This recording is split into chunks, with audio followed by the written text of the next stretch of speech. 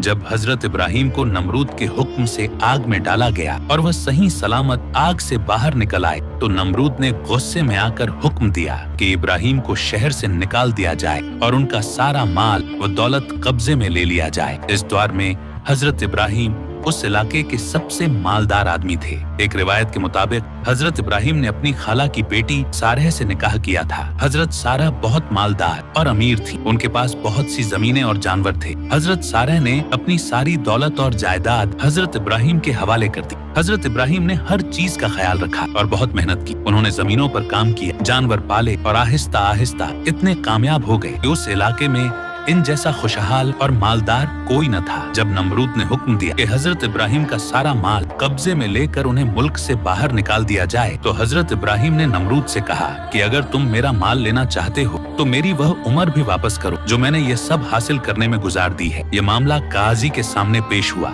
काजी ने फैसला दिया कि इब्राहिम ने जो कुछ इस मुल्क में कमाया है वह ले लिया जाए, लेकिन बदले में जो उम्र उन्होंने यहाँ गुजारी है वह भी उन्हें वापस दी जाए। ये सुनकर नमरूद ने कहा कि इब्राहिम का सारा माल उन्हें वापस दे दो मगर उन्हें मुल्क से निकाल दो। इसके बाद हजरत इब्राहिम ने एक संदूक बनाया और उसमें हजरत सारह को बिठाया और अपना सारा माल और जानवर साथ लेकर शाम की तरफ रवाना हुए। रास्ते में वह एक मुल्क से गुजरे जिसे आरारा कहा जाता था। इस मुल्क के टैक्स लेने वाले लोगों ने हजरत इब्राहिम को रोक लिया। उनमें से एक आदमी उनके सामान का टैक्स लेने लगा। जब वह संदूक के पास पहुंचा तो कहने लगा कि इस संदूक को भी खोलो ताकि इसका भी हिसाब करके टैक्स लिया जाए। हजरत इब्राहिम बहुत हयादार थे। वह हजरत सारह को उनके सामने नहीं लाना चाहते थे, इसलिए उन्होंने कहा कि इस संदूक में सोना और चांदी है, इसका हिसाब लगा लो और रकम ले लो मगर संदूक न खोलो। उस आदमी ने कहा कि जब तक संदूक नहीं खोला जाएगा सही हिसाब नहीं हो सकता और उसने जबरदस्ती संदूक खोल दिया।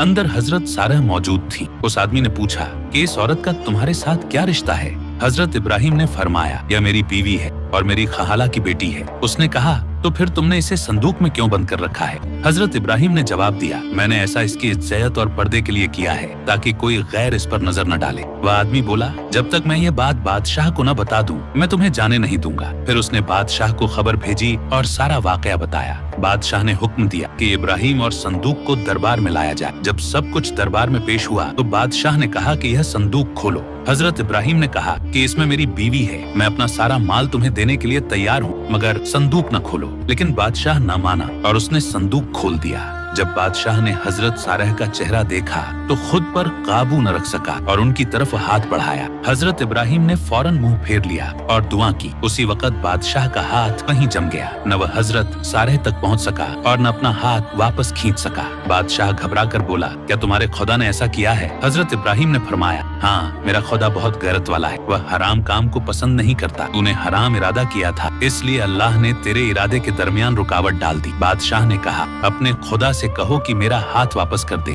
मैं दोबारा ऐसा नहीं करूंगा। हजरत इब्राहिम ने दुआ की तो अल्लाह ने उसका हाथ वापस कर दिया। मगर जब बादशाह ने दोबारा हजरत सारह की तरफ नजर की तो फिर खुद पर काबू न रख सका और दोबारा हाथ बढ़ाया। हजरत इब्राहिम ने फिर दुआ की और उसका हाथ दोबारा जम गया। बादशाह ने कहा, तुम्हारा परवरदिगार बहुत गैरत वाला है, अपने खुदा से कहो कि मेरा हाथ वापस कर दे। इस बार अगर तुम्हारा खुदा मेरी बात कबूल कर ले तो मैं आइंदा कभी ऐसी हरकत न करूंगा। हजरत इब्राहिम ने दुआ की, ऐ मेरे खुदा, अगर ये बादशाह सच कह रहा है तो इसका हाथ वापस कर दे। उसी वक्त उसका हाथ ठीक हो गया। ये सब देखकर बादशाह के दिल में हजरत इब्राहिम के रब की अजमत बैठ गई। उसने उनकी बहुत इज्जत की और कहा, अब तुम बेखौफ रहो ना, तुम्हारी इज्जत को नुकसान पहुंचाया जाएगा और न तुम्हारे माल को। तुम जहां चाहो जा सकते हो, लेकिन मेरी एक दरख्वास्त है। हजरत इब्राहिम ने पूछा, क्या चाहते हो? बादशाह ने कहा, मेरे पास एक नहायत हसीन और समझदार कनिज है, मैं उसे तुम्हारी बीवी सारह की खिदमत के लिए देना चाहता हूँ।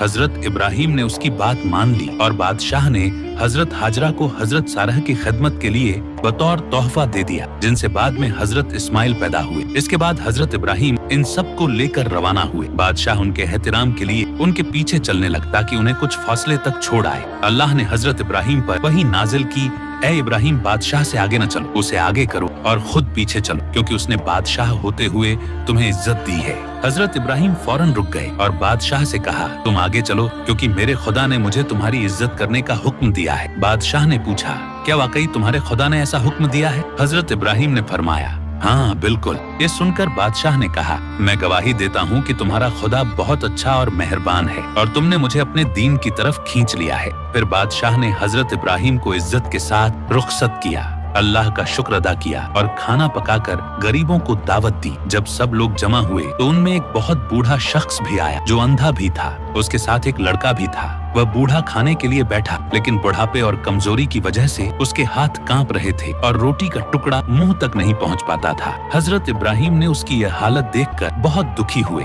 उन्होंने लड़के से पूछा कि इसे क्या बीमारी है। लड़के ने जवाब दिया कि कोई बीमारी नहीं है, बुढ़ापे और कमजोरी की वजह से इसकी ये हालत है। हजरत इब्राहिम ने दिल में सोचा कि अगर मैं भी ज्यादा बूढ़ा हो गया तो मेरी हालत भी इसी की तरह हो जाएगी। इसके बाद उन्होंने अल्लाह से दुआ की कि ऐ परवरदिगार, मेरी मौत का वही वक्त ठीक है जो तूने मेरे लिए लिख रखा है, क्योंकि मैं नहीं चाहता कि इतनी कमजोरी और बेबसी की हालत में जिंदा रहूं। कुछ अरसे बाद जब हजरत इब्राहिम की कोई औलाद न हुई तो उन्होंने सारा से कहा कि अगर तुम मुनासिब समझो तो मुझे हाजरा से निकाह करने की इजाजत दो, शायद अल्लाह मुझे कोई नेक औलाद अता करे। सारह ने उनकी बात मान ली और हजरत इब्राहिम ने हाजरा से निकाह कर लिया। इन्हीं से हजरत इस्माइल पैदा हुए। जब हाजरा से इस्माइल की पैदाइश हुई तो सारह दुखी हो गई, क्योंकि उनकी अभी तक कोई औलाद नहीं थी। इस वजह से वह हाजरा से नाराज रहने लगी और हजरत इब्राहिम को भी तकलीफ महसूस होने लगी। फिर अल्लाह ने हजरत इब्राहिम को हुक्म दिया कि हाजरा और इस्माइल को सारह से जुदा करके मक्का ले जाओ। फिर हजरत इब्राहिम हाजरा और इस्माइल को लेकर मक्का की तरफ रवाना हुए। मक्का में उस वक्त न कोई आबादी थी और न पानी था। वहाँ एक दरख्त के नीचे हजरत इब्राहिम ने हाजरा और इस्माइल को छोड़ा और वापसी के लिए जाने लगे। उस वक्त हाजरा ने पूछा कि आप हमें इस वीरान जगह में किसके सहारे छोड़कर जा रहे हैं? हजरत इब्राहिम ने फरमाया कि मैं तुम्हें उस खुदा के सहारे छोड़ रहा हूँ जिसने मुझे यहाँ लाने का हुक्म दिया है। फिर वह वापस जाने लगे और जाते हुए एक पहाड़ी पर खड़े होकर उन्होंने दुआ की कि या अल्लाह, मैंने इन दोनों को तेरे पाक घर के करीब आबाद किया है, तो इन्हें रज़्क़ अता फरमा ताकि यह तेरा शुक्र अदा करे। अगली सुबह जब सूरज निकला और इस्माइल को प्यास लगी तो हाजरा बेचैन हो गई। वह पानी की तलाश में सफा और मरवा की पहाड़ियों की तरफ दौड़ने लगी। कभी एक पहाड़ पर चढ़ती और कभी दूसरे पर और आवाज देती कि क्या कोई है जो हमारी मदद करे। इसी तरह वह 7 मर्तबा सफा और मरवा के दरमियान दौड़ती रही। जब 7वीं बार मरवा पर पहुंची तो देखा कि इस्माइल के कदमों के नीचे से पानी फूट रहा है। वह फौरन दौड़कर आई और पानी के चारों तरफ मिट्टी जमा करके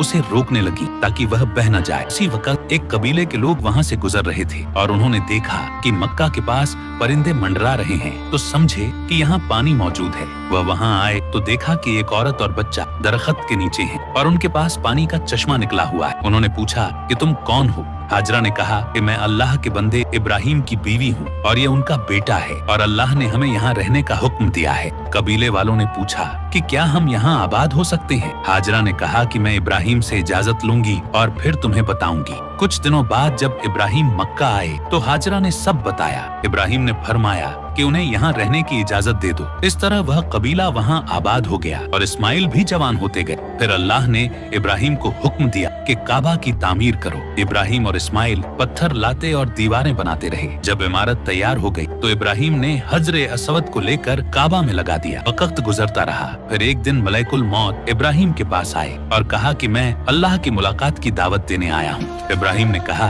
कि क्या कोई दोस्त कभी दोस्त की मुलाकात को नापसंद करता है? ये सुनकर उन्होंने मौत कबूल कर ली और मलैकुल मौत ने उनकी रूह कब्ज कर ली।